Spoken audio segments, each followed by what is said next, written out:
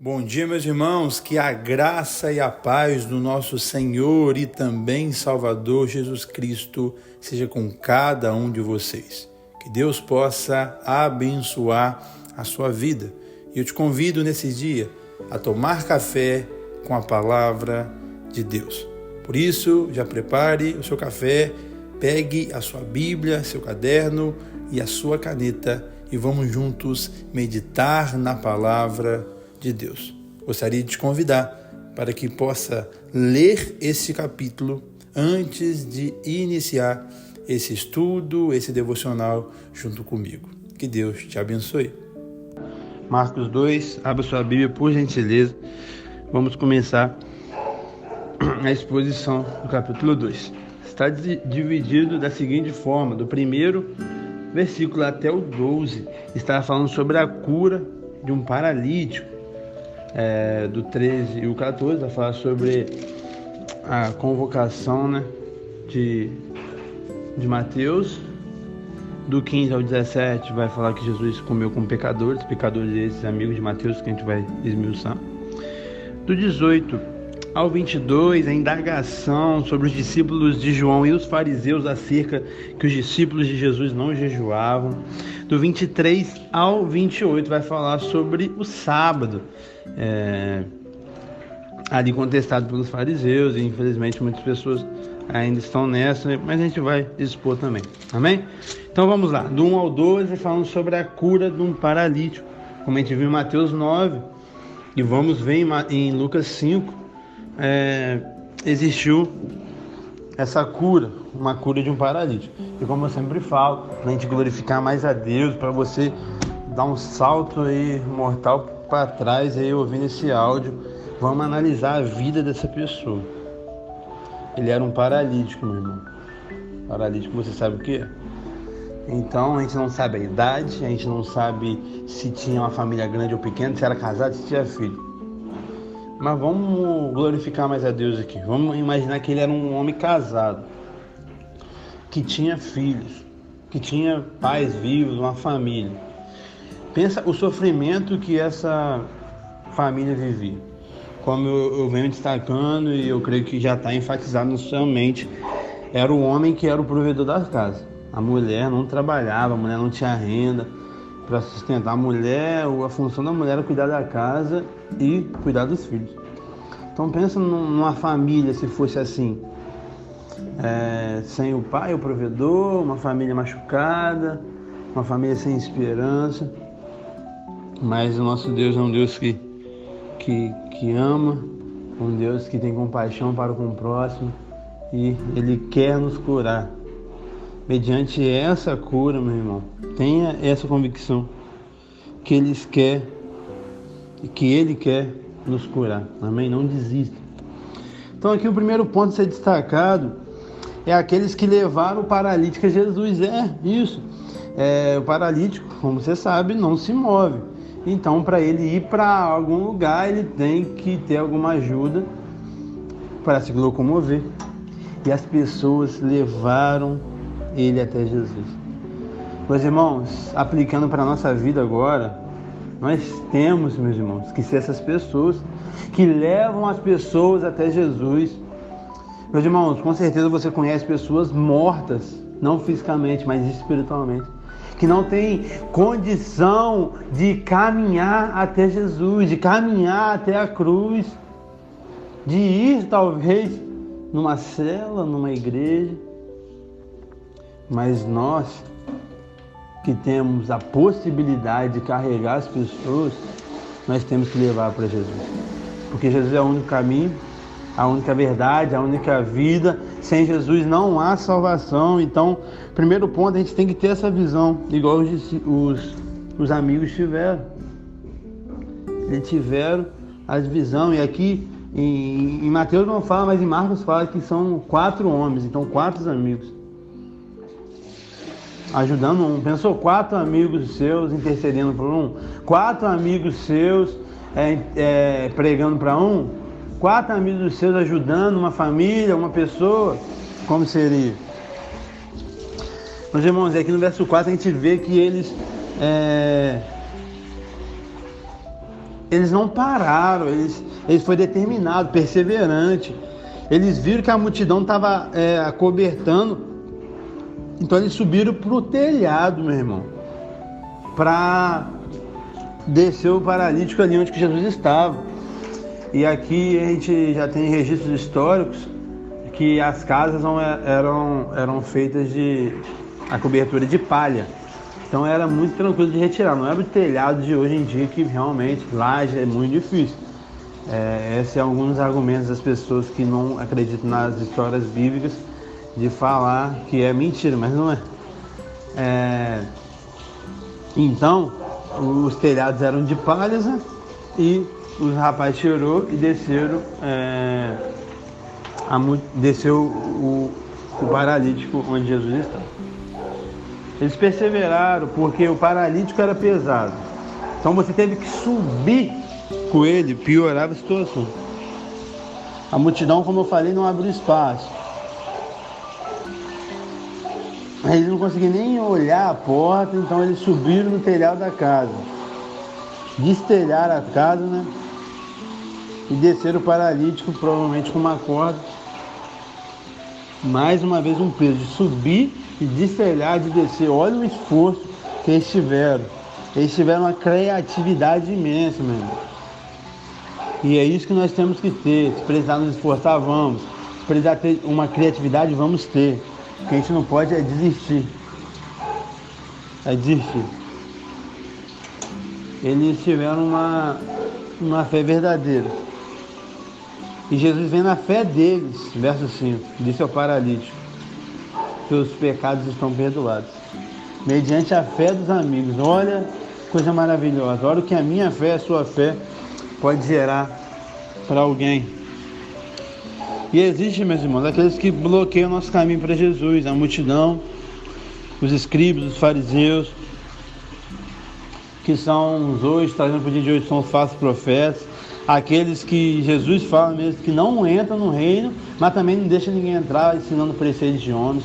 Existem muitas pessoas barrando as pessoas a chegar a Cristo, meus irmãos. Muitas pessoas impedindo as pessoas de ser salvas e levando as pessoas a passo largo para o inferno através de falsa doutrina. Então, meu irmão, a gente não pode se abater por causa desses obstáculos, e sim perseverar em cima deles mediante a palavra. Amém? E aqueles que são levados ao Senhor, os paralíticos. Ele foi cativo e voltou livre. Ele foi carregado e voltou carregando o leito. Ele foi buscar uma bênção que era a cura e recebeu duas, foi o perdão de pecados. Ele foi curado emocionalmente, chamado de filho, espiritualmente, seus pecados estão perdoados. Fisicamente, olha que maravilha que o Senhor nos faz. Ele nos cura plenamente. Amém?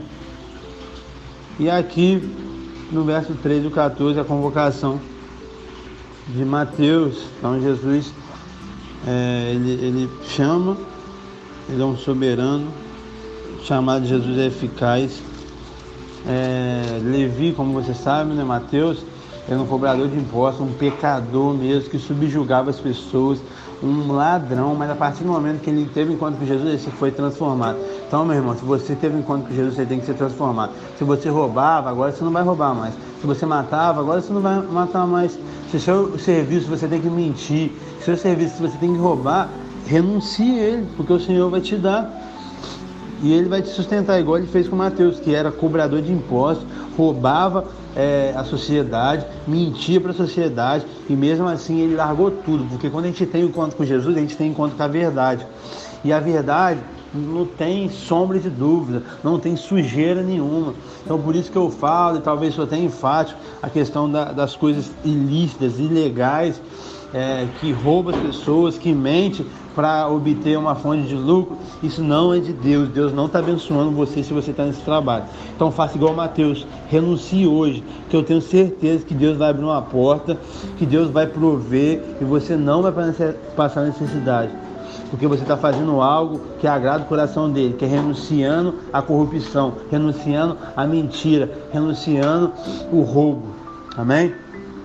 E a partir do momento que ele aceita Jesus, no caso que ele é chamado por Jesus, que ele larga a podridão do serviço dele de mentiras, de exploração, ele já quer fazer um banquete, porque é isso, meu irmão. A partir do momento que você encontra Jesus, você quer pregar para todo mundo, você quer que todo mundo conheça esse Salvador que transformou sua vida. E é isso que o Evangelho faz. Então ele chama Jesus para uma festa, em sua casa, né? Ele chamou muitos de seus amigos, que eram cobradores de impostos, que eram pecadores, e um grande número, e Jesus foi. Isso nos mostra também que a gente não tem que meu Deus, que medir propriamente. Eu sei que a gente tem que ter uma vigilância, mas muitas pessoas falam, o cristão não pode ir em determinado lugar por causa disso, daquilo. Mas aonde que precisa de luz, meu irmão? É na escuridão ou é onde está em luz? Não, é na escuridão. Então por que Jesus ia para lugares onde tinha pecadores, onde eram lugares talvez ilícitos para os religiosos? Porque é lá que precisava dele. Meu irmão, você precisa congregar, você precisa estar numa igreja, mas não é o lugar mais apropriado que precisa do cristão, não. É fora. A igreja, a gente pode falar que, sei lá, além de ser uma reunião ali, é um treinamento, entendeu? Para você ir lá fora e manifestar ele. Então, meu irmão, se precisar num lugar escuro, vá, porque você vai ser luz lá. Amém? Os fariseus ficaram bravos e perguntou por que ele come com eles, e Jesus falou, não são os sãos que precisam de médico, e sim os doentes. Eu não vim chamar os justos, mas os pecadores. Existe alguma unção então, já não? Romanos 3:23. Todos os pecados estão destituídos da glória de Deus. Mas tem pessoas que acham que são. E quem acha que é são não pode ser curado. Quem acha que não precisa de um Salvador não pode ser salvo. Amém? Mas como eu e como você reconhecemos que não somos nada, que somos pecadores, então a gente recorre a um Salvador. Amém? Então a gente tem que ter esse coração, meus irmãos. Glória a Deus. Sobre o jejum, aqui os discípulos, né, de João e os fariseus, eles perguntaram por que eles não jejuavam. Jesus falou, comparou que está no noivo, uma festa e tal, não poderia jejuar, mas viria tempo de jejuar. E o que a gente pode aprender aqui? Que a religião pode transformar num fardo pesado em vez de um instrumento libertador. O jejum é uma bênção, mas eles eram legalíssimos, eles não jejuavam para ficar mais perto de Deus, para ter um tempo com Deus, não, eles jejuavam para se aparecer, porque a pessoa jejua para parecer que está tão preocupada com os outros, entendeu? Jesus, como eu falei, ele oferece esse banquete, essa alegria para a gente. Então ia chegar dias, igual hoje é o dia, né, que a gente tem que jejuar, mas naquele tempo não, eles estavam com Jesus. Aqui no verso 21, 22, vai falar sobre ninguém costura remendo novo em veste velho, porque o remendo novo tira, ninguém põe vinho novo em odres velhos, do contrário, vinho novo rompe do odre. Então, o que ele está falando aqui?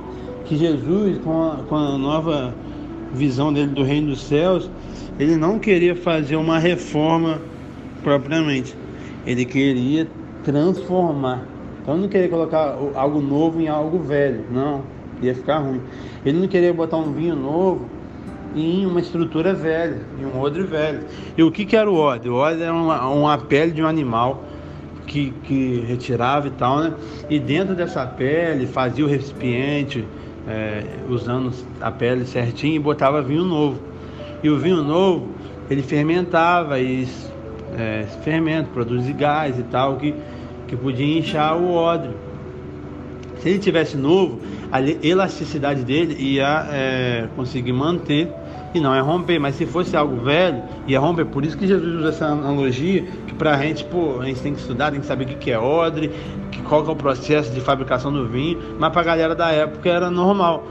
Igual que eu sempre falo, Jesus sempre está no nosso nível, ou melhor, no nível de quem ele estava ensinando, para ensinar o melhor. Não adianta falar 1000 coisas, se a pessoa não entender, não adianta. Por isso que eu sempre pergunto: meus irmãos, vocês entenderam? Pode mandar dúvidas, que eu estou aqui para responder. Se eu não souber, eu vou procurar, vou pesquisar, mas eu estou aqui para responder, porque se você não entender, veio o maligno e ele rouba a semente, você sabe disso.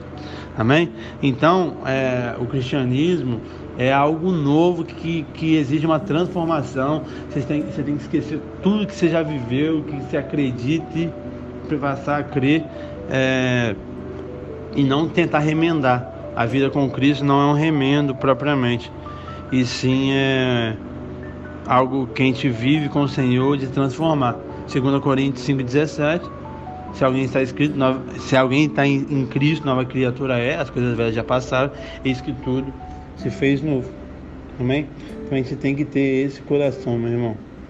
A gente não pode achar, querer reformar algo, a gente tem que ser transformado completamente. Amém? E aqui, 23 ao 28, vai falar sobre o sábado, algo maravilhoso que o Senhor fez, mas o homem conseguiu usar de maneira errada. O sábado, meu irmão, ele foi feito para o homem, e não o homem para o sábado. Antes do homem, Deus fez o sábado. Deus precisava descansar, meu irmão? Ele não cansa, nem se fadiga, a palavra fala disso. Mas ele fez, porque lembra que eu sempre falo, analise na Escritura, ele sempre usa o exemplo para nos mostrar. Ele, todo soberano, fez esse sábado para descansar, para mostrar que o homem, ele tem que descansar. Meu irmão, você não é soberano. Soberano é só Deus, você não é soberano. Você tem que descansar, você tem que dormir, você tem que ter momentos de lazer, você tem que ter momentos com a sua família, porque a gente acha que é soberano, ainda mais o religioso, acha que é soberano. Não preciso dormir, tem que fazer a obra, não preciso dormir, não preciso ter tempo com a minha família, não preciso me divertir. Não é isso, cara. O cristianismo não é um fardo pesado, não. Se você souber organizar, você vai fazer tudo com excelência. Porque se não cuidar do seu corpo, você já está desonrando a Deus. Se você não cuidar da sua família, que é o seu primeiro ministério, não está adiantando nada. Então, meu irmão, não deixa a religiosidade virar um legalismo e virar um peso para a sua vida. Amém? E isso que o sábado se tornou para aquelas pessoas. E primeira coisa ali, que Jesus não estava pecando. E ele, para mudar isso, ele usa a palavra de Deus. Então, meu irmão, se você está vivendo uma vida séria com Deus e talvez tem um ou outro falando que você está pecando, igual muitas coisas que debatem hoje em dia ainda, usa a palavra de Deus. Jesus usou a palavra de Deus. Entendeu? E eles adicionaram preceitos de homens, né? O sábado era para ser um prazer e era um fardo pesado. Eles adicionaram, se eu não me engano, 34 preceitos para o sábado. Então ficou um fardo muito pesado. E é isso que os homens fazem. Os homens inventam pecados para subjugar as pessoas. Tome cuidado com esses líderes, porque eles são falsos líderes, essas pessoas que inventam o pecado. Amém? Aí Jesus no 27, ele fala aqui: o sábado foi estabelecido por causa do homem, não o homem por causa do sábado. De sorte que o Filho do Homem é o Senhor do sábado. Então, meu irmão, igual eu te falei, o sábado foi feito por homem, não o homem por sábado. Então, o sábado é um benefício pra gente, é um lazer pra gente, um prazer pra gente, um deleite na presença do Pai. Não um fardo pesado que você, ai meu Deus, deu 6 horas da tarde, eu não posso, estragou a torneira, eu não posso arrumar, deixa vazar, eu não posso fechar o registro. Nossa, olha o nível que o ser humano criou o sábado. Virou um terror. O sábado não era um dia de prazer. Ô, glória, chegou o sábado. Não, oh meu Deus, chegou o sábado. Agora, meu Deus. Entendeu? E o sábado apontava para Jesus também, que ele é o nosso descanso. Nosso descanso não está num dia propriamente, meu irmão. Nosso descanso está em Jesus. Ele é a nossa paz em meia guerra. Ele é o nosso descanso verdadeiro. Amém? Então, é isso. O senhorio de Cristo, ele traz liberdade e não escravidão. O legalismo escraviza, o pecado escraviza, as falsas doutrinas escravizam. Mas Jesus, a sua palavra, o reino do céu só traz liberdade e paz. O fardo dele é leve, o jugo dele é suave. Glória a Deus, meus irmãos. Mais um momento abençoado de café com a palavra. Espero do fundo do meu coração ter te edificado, te abençoado, te ensinado em algo. E gostaria muito que você pudesse curtir esse vídeo, você pudesse comentar, pudesse se inscrever no canal para que possamos alcançar mais e mais pessoas e também que você possa compartilhar. Que Deus abençoe sua vida e eu te espero amanhã no Café com a Palavra.